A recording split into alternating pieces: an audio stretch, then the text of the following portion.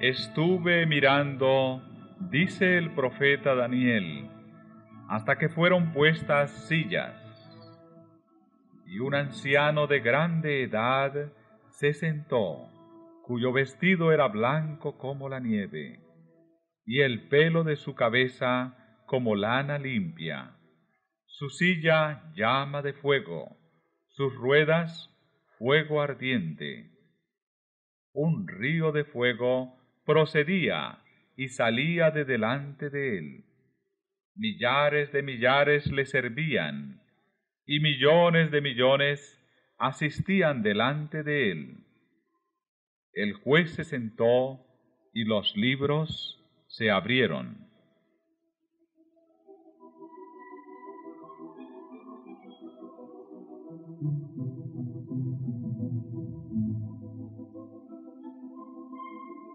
Así se presentó a la visión del profeta el día grande y solemne en que los caracteres y vidas de los hombres habrán de ser revistados ante el juez de toda la tierra, y en que a todos los hombres se les dará conforme a sus obras. El anciano de días es Dios, el Padre. El salmista dice: antes que naciesen los montes, y formases la tierra y el mundo, y desde el siglo y hasta el siglo, tú eres Dios. Es Él, autor de todo ser y de toda ley, quien debe presidir en el juicio. Y millares de millares y millones de santos ángeles, como ministros y testigos, están presentes en este gran tribunal.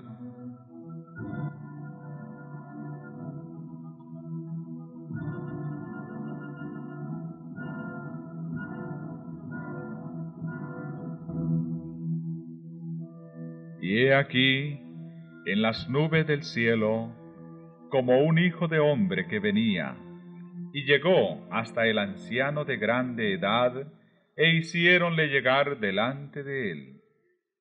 Y fuele dado señorío, y gloria y reino, y todos los pueblos, naciones y lenguas le sirvieron.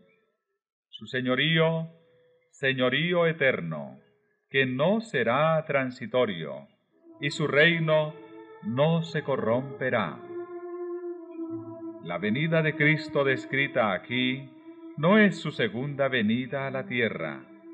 Él viene hacia el anciano de días en el cielo para recibir el dominio y la gloria, y un reino que le será dado a la conclusión de su obra de mediador. Es esta venida y no su segundo advenimiento a la tierra la que la profecía predijo que había de realizarse al fin de los 2300 días en 1844. Acompañado por ángeles celestiales, nuestro gran sumo sacerdote entra en el lugar santísimo y allí, en la presencia de Dios, da principio a los últimos actos de su ministerio en beneficio del hombre, a saber, cumplir la obra del juicio y hacer expiación por todos aquellos que resulten tener derecho a ella.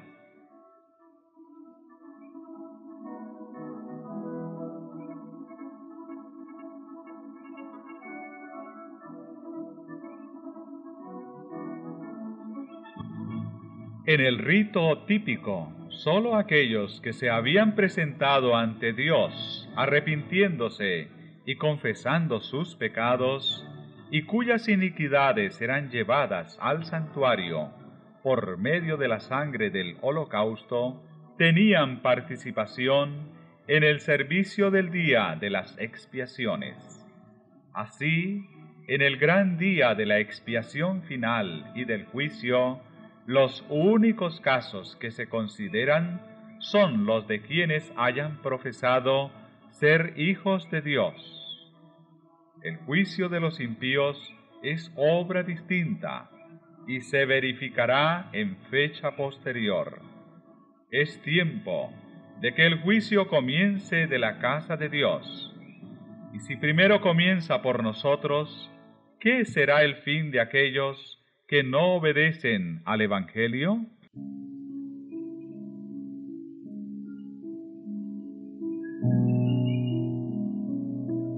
Los libros del cielo, en los cuales están consignados los nombres y los actos de los hombres, determinarán los fallos del juicio.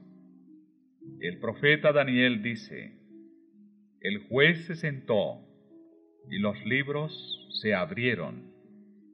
San Juan, describiendo la misma escena en el Apocalipsis, agrega: y otro libro fue abierto, el cual es de la vida, y fueron juzgados los muertos por las cosas que estaban escritas en los libros según sus obras.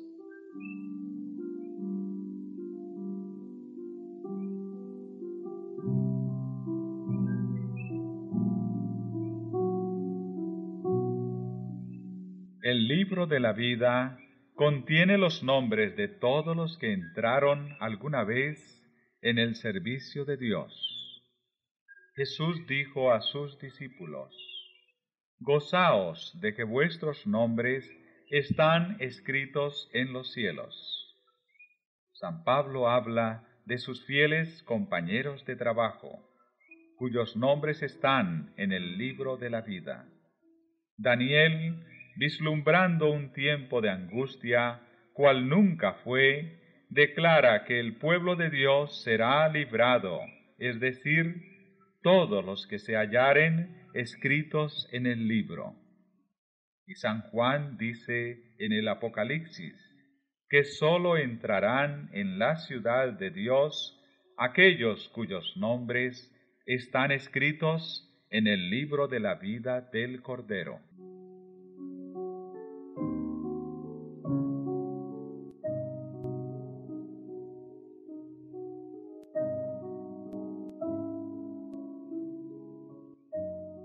Delante de Dios está escrito un libro de memoria, en el cual quedan consignadas las buenas obras de los que temen a Jehová y de los que piensan en su nombre.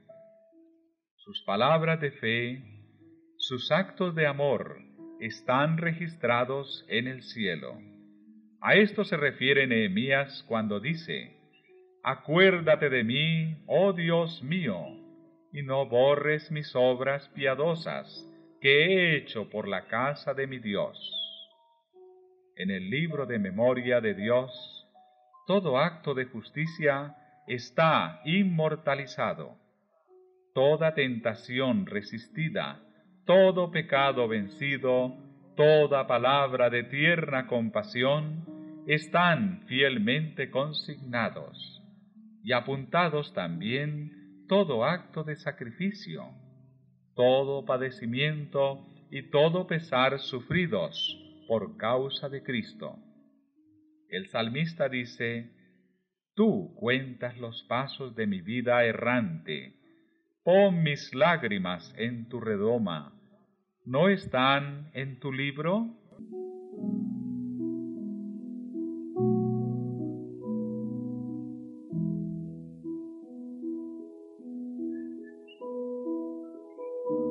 Hay además un registro en el cual figuran los pecados de los hombres, pues que Dios traerá toda obra a juicio juntamente con toda cosa encubierta, sea buena o mala.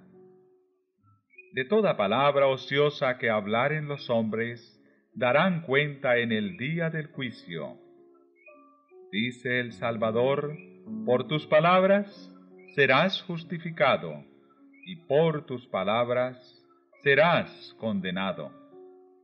Los propósitos y motivos secretos aparecen en el registro infalible, pues Dios sacará a luz las obras encubiertas de las tinieblas y pondrá de manifiesto los propósitos de los corazones.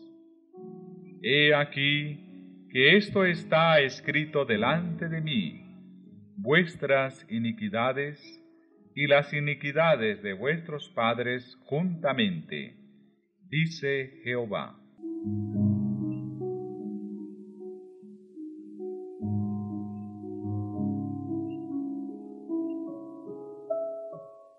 La obra de cada uno pasa bajo la mirada de Dios y es registrada e imputada ya como señal de fidelidad, ya de infidelidad.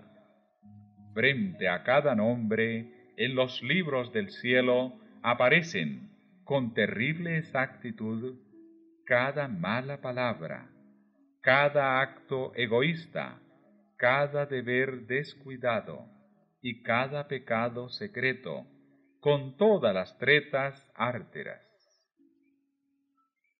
Las admoniciones o reconvenciones divinas despreciadas, los momentos perdidos, las oportunidades desperdiciadas, la influencia ejercida para bien o para mal, con sus abarcantes resultados, todo fue registrado por el ángel anotador.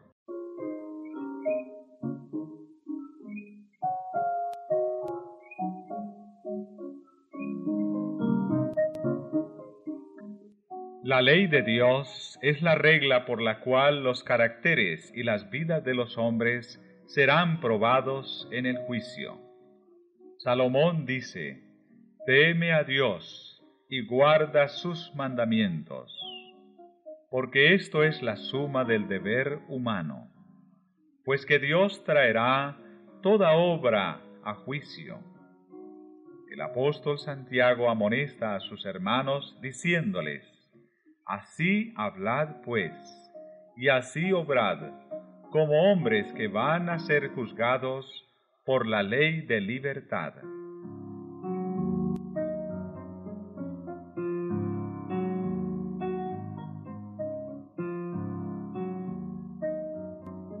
Los que en el juicio serán tenidos por dignos, tendrán parte en la resurrección de los justos. Jesús dijo: los que serán tenidos por dignos de alcanzar aquel siglo venidero y la resurrección de entre los muertos, son iguales a los ángeles y son hijos de Dios, siendo hijos de la resurrección.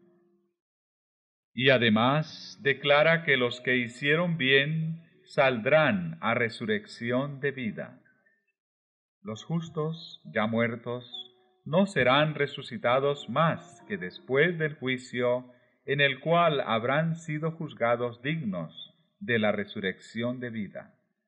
No estarán, pues, presentes en persona ante el tribunal cuando sus registros sean examinados y sus causas falladas.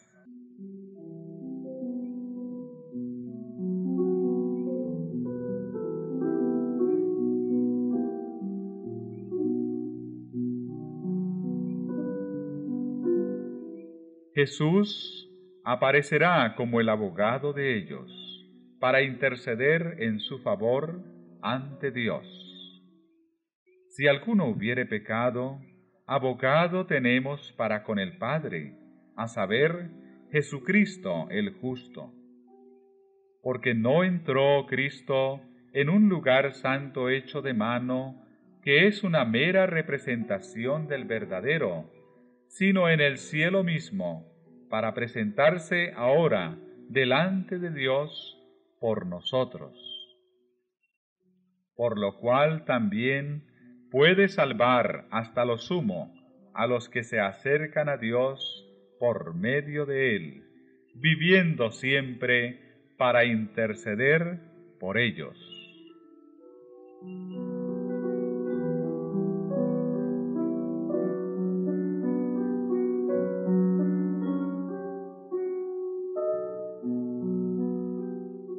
A medida que los libros de memoria se van abriendo en el juicio, las vidas de todos los que hayan creído en Jesús pasan ante Dios para ser examinadas por Él.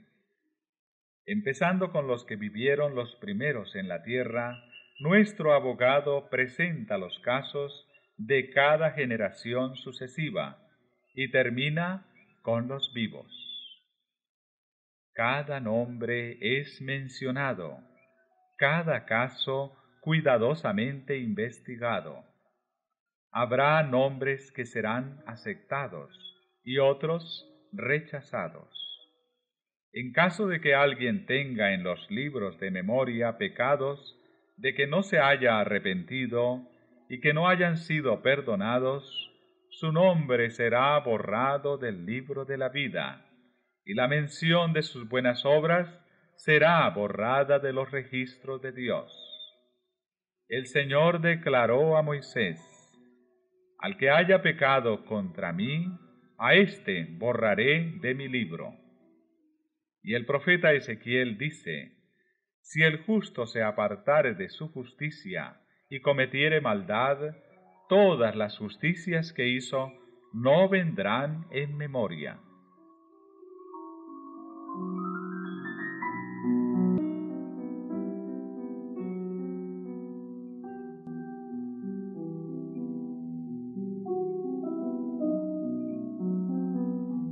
A todos los que se hayan arrepentido verdaderamente de su pecado y que hayan aceptado con fe la sangre de Cristo como su sacrificio expiatorio, se les ha inscrito el perdón frente a sus nombres en los libros del cielo.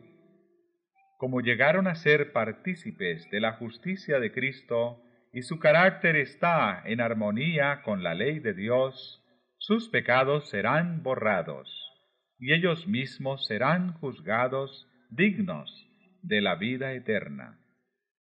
El Señor declara por el profeta Isaías: Yo soy aquel que borro tus transgresiones a causa de mí mismo, y no me acordaré más de tus pecados. Jesús dijo: el que venciere será así revestido de ropas blancas, y no borraré su nombre del libro de la vida, sino confesaré su nombre delante de mi Padre y delante de sus santos ángeles. A todo aquel, pues, que me confesare delante de los hombres, le confesaré yo también delante de mi Padre que está en los cielos. Pero a cualquiera que me negare delante de los hombres, le negaré yo también delante de mi Padre que está en los cielos.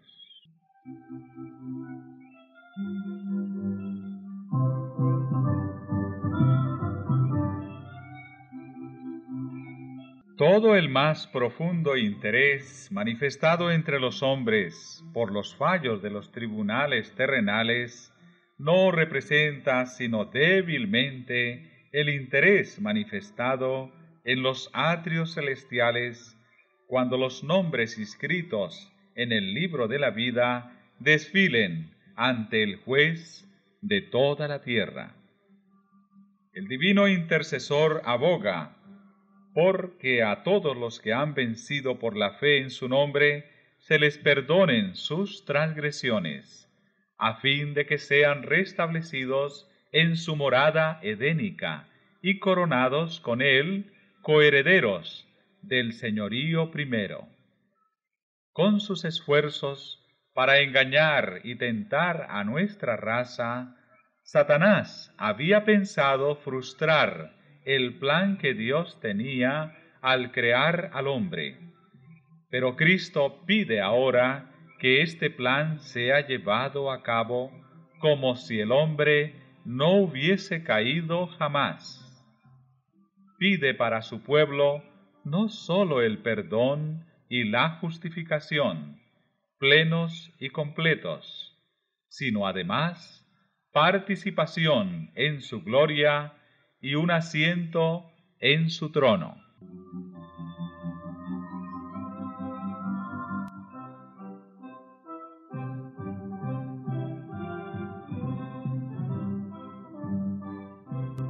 Mientras Jesús intercede por los súbditos de su gracia, Satanás los acusa ante Dios como transgresores.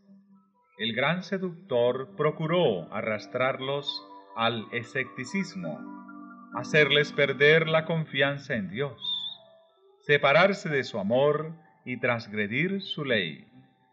Ahora él señala la historia de sus vidas, los defectos de carácter, la falta de semejanza con Cristo, lo que deshonró a su Redentor, todos los pecados que les indujo a cometer, y a causa de estos los reclama como sus súbditos.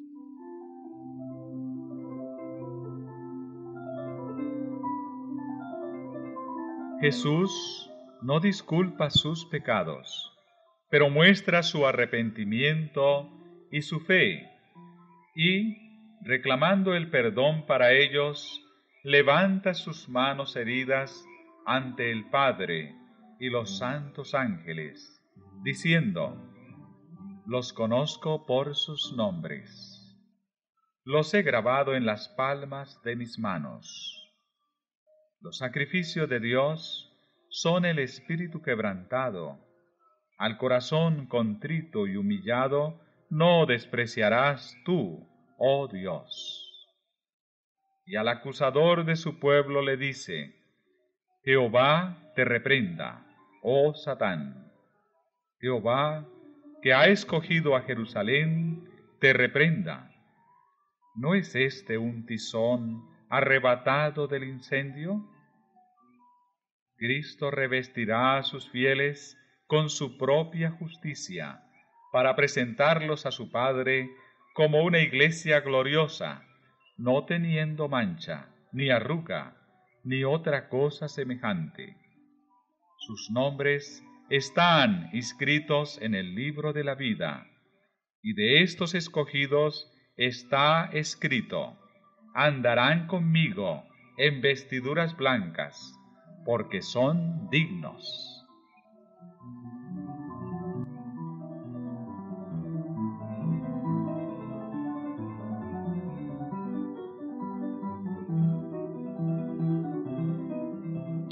Así se cumplirá de un modo completo la promesa del nuevo pacto.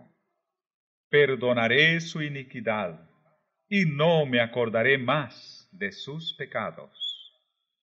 En aquellos días y en ese tiempo, dice Jehová, será buscada la iniquidad de Israel, y no la habrá, y los pecados de Judá, mas no podrán ser hallados. En aquel día el vástago de Jehová será espléndido y glorioso, y el fruto de la tierra excelente y hermoso para los escapados de Israel. Y será que los que fueren dejados en Sión y los que quedaren en Jerusalén serán llamados santos, es decir, todo aquel que está inscrito para la vida en Jerusalén.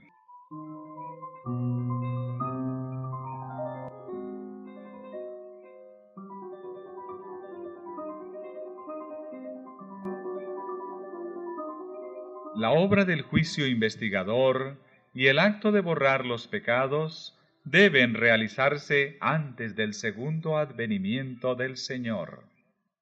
En vista de que los muertos han de ser juzgados según las cosas escritas en los libros, es imposible que los pecados de los hombres sean borrados antes del fin del juicio, en que sus vidas han de ser examinadas. Pero el apóstol Pedro dice terminantemente que los pecados de los creyentes serán borrados cuando vendrán los tiempos del refrigerio de la presencia del Señor, y enviará a Jesucristo. Cuando el juicio investigador haya concluido, Cristo vendrá con su recompensa para dar a cada cual según sus obras.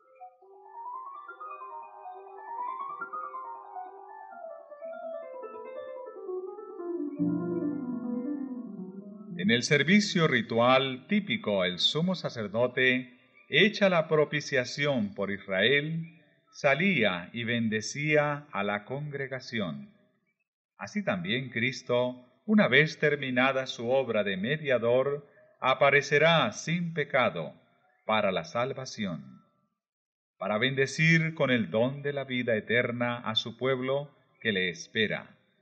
Así como, al quitar los pecados del santuario, el sacerdote los confesaba sobre la cabeza del macho cabrío emisario, así también Cristo colocará todos estos pecados sobre Satanás, autor e instigador del pecado.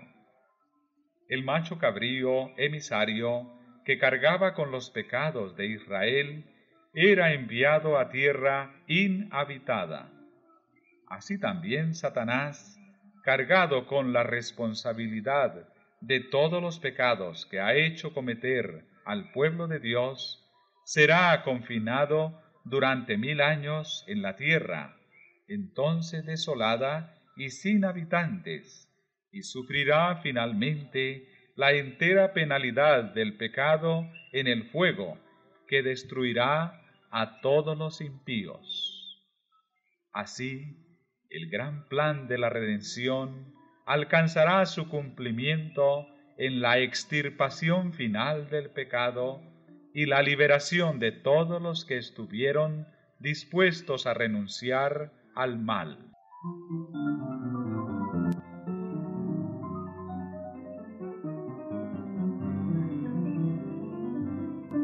En el tiempo señalado para el juicio, al fin de los 2300 días, en 1844, empezó la obra de investigación y el acto de borrar los pecados.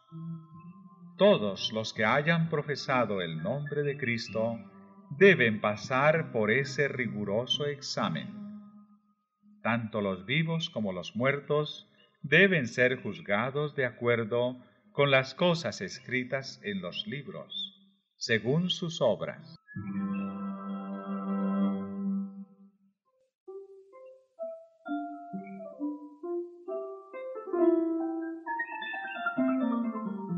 Los pecados que no hayan inspirado arrepentimiento y que no hayan sido abandonados no serán perdonados ni borrados de los libros de memoria, sino que permanecerán como testimonios contra el pecador en el día de Dios.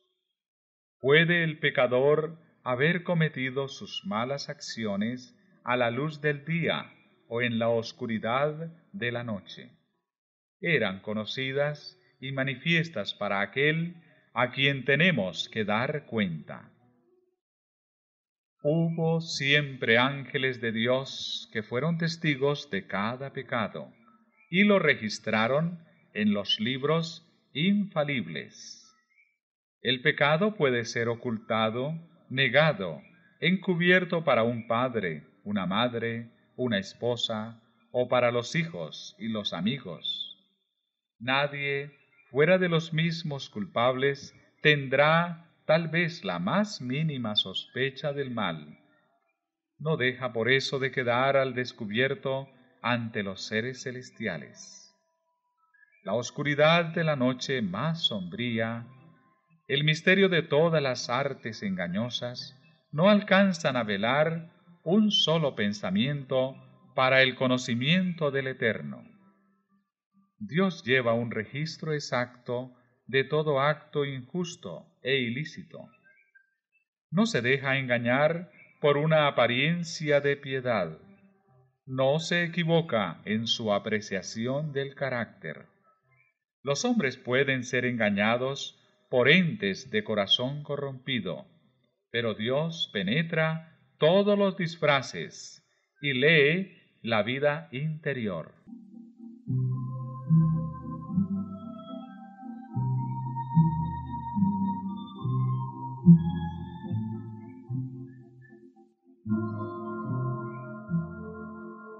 ¡Qué pensamiento tan solemne! Cada día que transcurre lleva consigo su caudal de apuntes para los libros del cielo. Una palabra pronunciada, un acto cometido, no pueden ser jamás retirados. Los ángeles tomaron nota tanto de lo bueno como de lo malo. El más poderoso conquistador de este mundo no puede revocar el registro de un solo día siquiera. Nuestros actos, nuestras palabras, hasta nuestros más secretos motivos, todo tiene su peso en la decisión de nuestro destino para dicha o desdicha. Podremos olvidarlos, pero no por eso dejarán de testificar en nuestro favor o contra nosotros.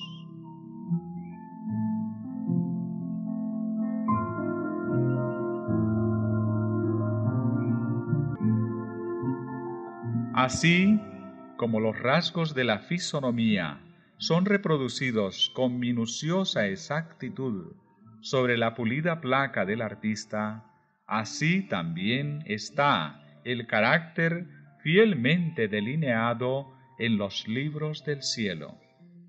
No obstante, cuán poca preocupación se siente respecto a ese registro que debe ser examinado por los seres celestiales. Si se pudiese descorrer el velo que separa el mundo visible del invisible, y los hijos de los hombres pudiesen ver a un ángel apuntar cada palabra y cada acto que volverán a encontrar en el día del juicio, cuántas palabras de las que se pronuncian cada día no se dejarían de pronunciar, cuántos actos no se dejarían sin realizar.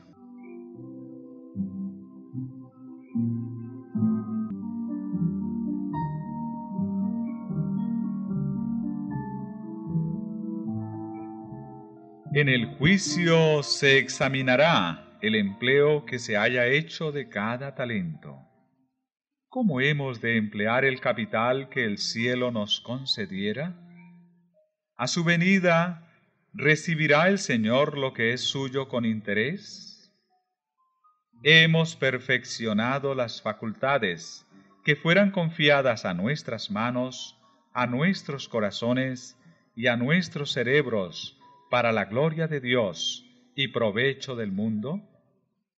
¿Cómo hemos empleado nuestro tiempo, nuestra pluma, nuestra voz, nuestro dinero, nuestra influencia? ¿Qué hemos hecho por Cristo en la persona de los pobres, de los afligidos, de los huérfanos o de las viudas? Dios nos hizo depositarios de su santa palabra. ¿Qué hemos hecho con la luz y la verdad que se nos confió para hacer a los hombres sabios para la salvación? No se da ningún valor a una mera profesión de fe en Cristo. Solo se tiene por genuino el amor que se muestra en las obras. Con todo, el amor es lo único que ante los ojos del cielo da valor a un acto cualquiera. Todo lo que se hace por amor, por insignificante que aparezca en opinión de los hombres, es aceptado y recompensado por Dios.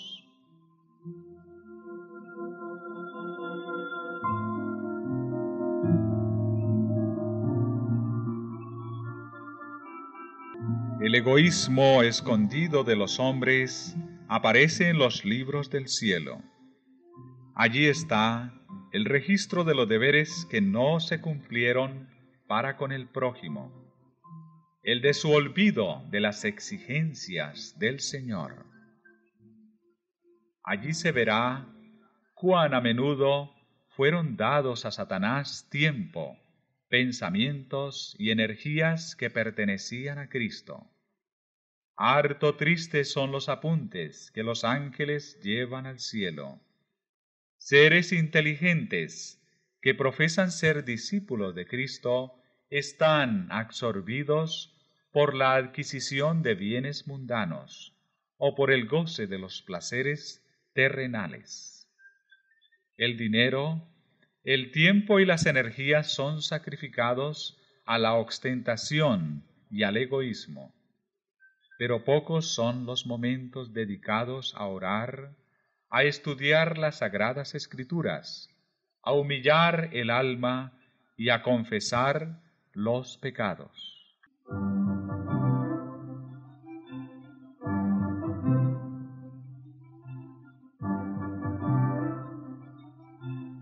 Satanás inventa innumerables medios de distraer nuestras mentes de la obra en que precisamente debiéramos estar más ocupados. El archiseductor aborrece las grandes verdades que hacen resaltar la importancia de un sacrificio expiatorio y de un mediador todopoderoso. Sabe que su éxito estriba en distraer las mentes de Jesús y de su obra.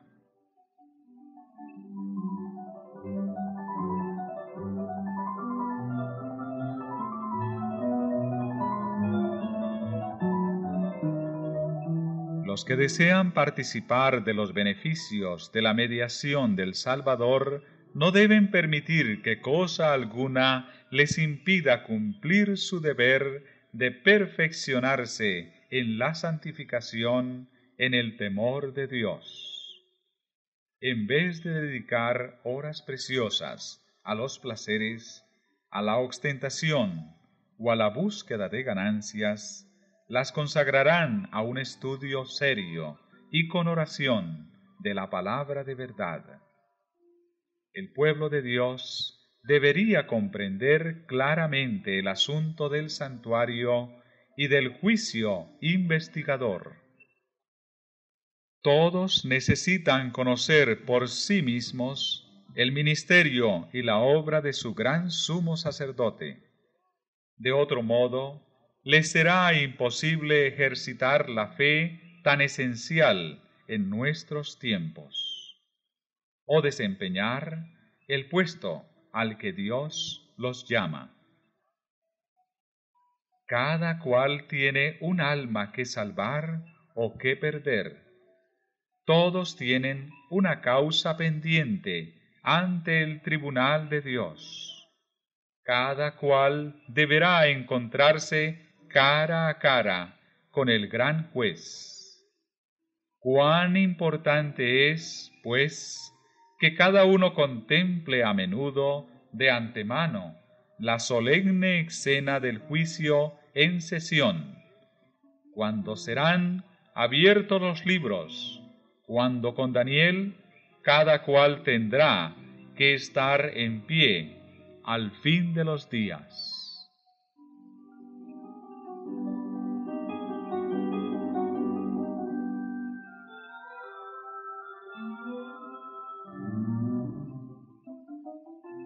Todos los que han recibido la luz sobre estos asuntos deben dar testimonio de las grandes verdades que Dios les ha confiado. El santuario en el cielo es el centro mismo de la obra de Cristo en favor de los hombres. Concierne a toda alma que vive en la tierra. Nos revela el plan de la redención, nos conduce hasta el fin mismo del tiempo y anuncia el triunfo final de la lucha entre la justicia y el pecado. Es de la mayor importancia que todos investiguen a fondo estos asuntos y que estén siempre prontos a dar respuesta a todo aquel que les pidiere razón de la esperanza que hay en ellos.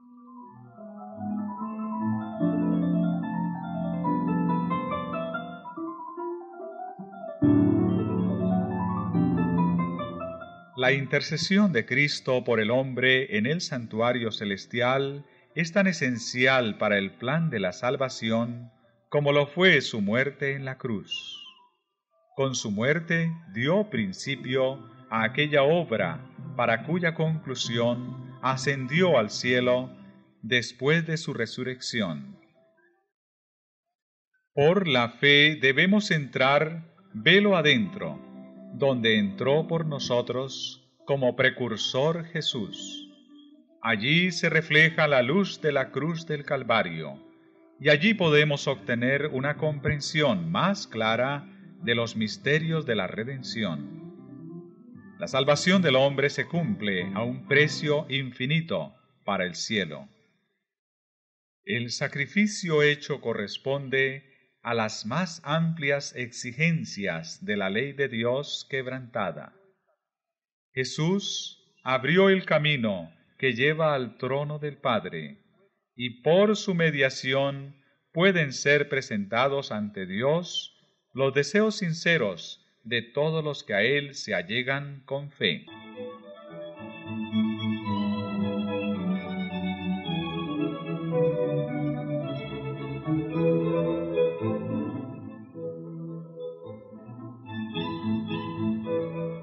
El que encubre sus transgresiones no prosperará, mas el que las confiesa y las abandona alcanzará misericordia. Si los que esconden y disculpan sus faltas pudiesen ver cómo Satanás se alegra de ello y los usa para desafiar a Cristo y sus santos ángeles, se apresurarían a confesar sus pecados y a renunciar a ellos. De los defectos de carácter se vale Satanás para intentar dominar toda la mente y sabe muy bien que si se conservan estos defectos, lo logrará. De ahí que trate constantemente de engañar a los discípulos de Cristo con su fatal sofisma de que les es imposible vencer. Pero Jesús aboga en su favor con sus manos heridas, su cuerpo quebrantado, y declara a todos los que quieran seguirle: bástate mi gracia. Llevad mi yugo sobre vosotros, y aprended de mí, que soy manso y humilde de corazón, y hallaréis descanso para vuestras almas. Porque mi yugo es fácil y ligera mi carga. Nadie considere, pues, sus defectos como incurables. Dios concederá fe y gracia para vencerlos.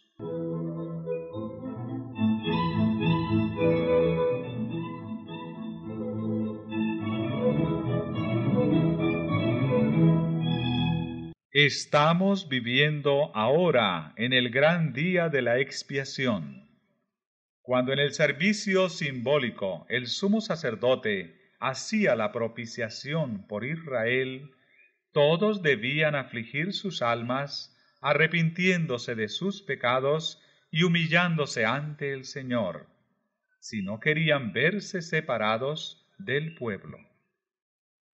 De la misma manera, todos los que desean que sus nombres sean conservados en el libro de la vida, deben ahora, en los pocos días que les quedan de este tiempo de gracia, afligir sus almas ante Dios con verdadero arrepentimiento y dolor por sus pecados.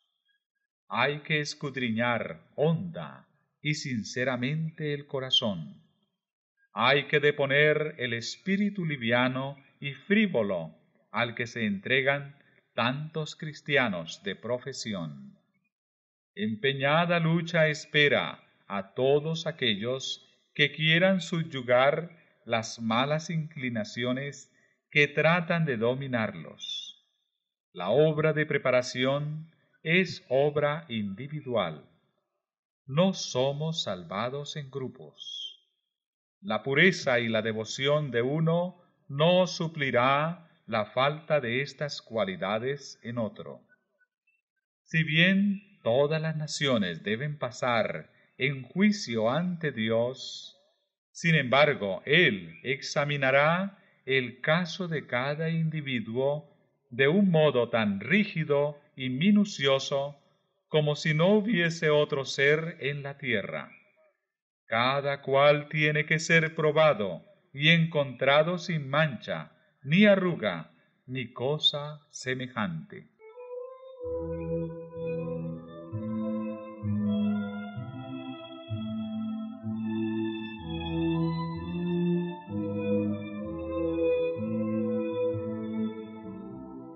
Solemnes son las escenas relacionadas con la obra final de la expiación. Incalculables son los intereses que ésta envuelve.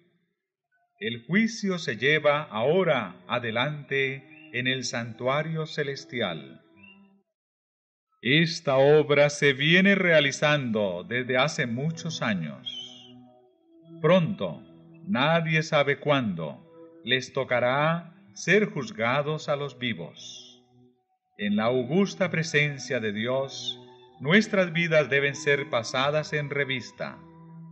En este, más que en cualquier otro tiempo, conviene que toda alma preste atención a la amonestación del Señor. Velad y orad, porque no sabéis cuándo será el tiempo. Y si no velares, vendré a ti como ladrón, y no sabrás en qué hora vendré a ti.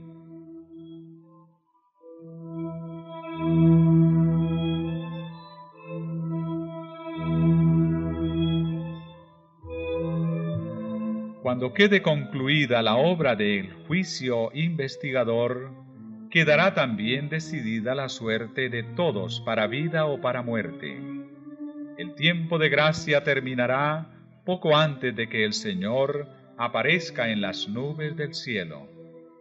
Al mirar hacia ese tiempo, Cristo declara en el Apocalipsis: el que es injusto, sea injusto aún, y el que es sucio, sea sucio aún, y el que es justo, sea justo aún, y el que es santo, sea aún santo.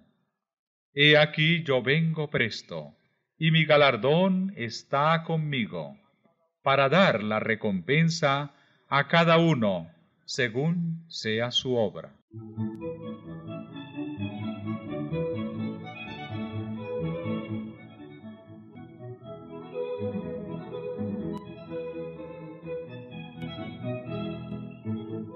Los justos y los impíos continuarán viviendo en la tierra en su estado mortal. Los hombres seguirán plantando y edificando, comiendo y bebiendo, inconscientes todos ellos de que la decisión final e irrevocable ha sido pronunciada en el santuario celestial. Antes del diluvio, después que Noé hubo entrado en el arca, Dios le encerró en ella, dejando fuera a los impíos. Pero por espacio de 7 días, el pueblo, no sabiendo que su suerte estaba decidida, continuó en su indiferente búsqueda de placeres y se mofó de las advertencias del juicio que le amenazaba. Así, dice el Salvador, será también la venida del Hijo del Hombre. Inadvertida, como ladrón a medianoche, llegará la hora decisiva que fija el destino de cada uno, cuando será retirado definitivamente el ofrecimiento de la gracia que se dirigiera a los culpables.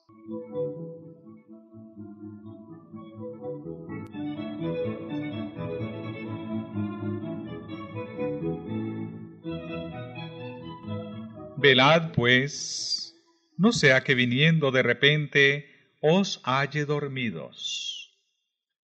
Peligroso es el estado de aquellos que, cansados de velar, se vuelven a los atractivos del mundo. Mientras que el hombre de negocios está absorto en el afán de lucro, mientras el amigo de los placeres corre tras ellos, mientras la esclava de la moda está ataviándose, puede llegar el momento en que el juez de toda la tierra pronuncie la sentencia: ha sido pesado en la balanza y ha sido hallado falto.